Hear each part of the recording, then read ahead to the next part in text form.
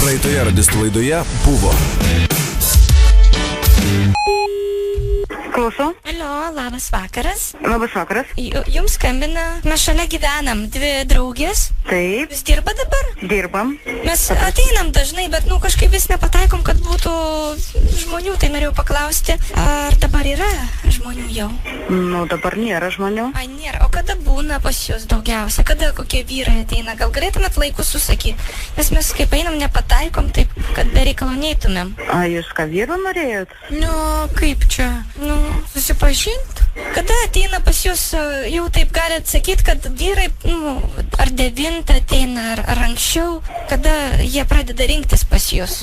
Žinokit, įvairiai. Ir pas mus taip nėra, taip pat rinktųsi vyrai. Ateina, kai kurie pasėdi, kai kurie...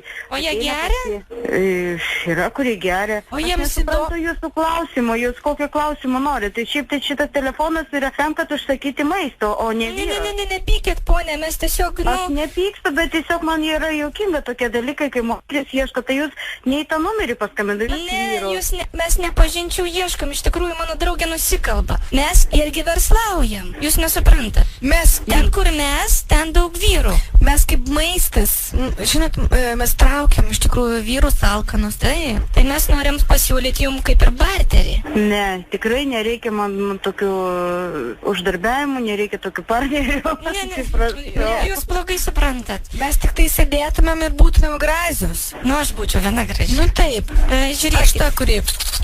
Tai kada galite, pasakykit mums tiesiog, mes turim keletą klausimų, kuriuos jūs atsakysit ir mes tada jau pasiūlysim jums, atsiūsim pasiūlymą PDF-ų. Tai dabar sakykit, kelintą valandą ateina pas jūs vyrai. Nežinau, tikrai neužsiemu tokių dalykų ir jums nepatariu. Viso gero.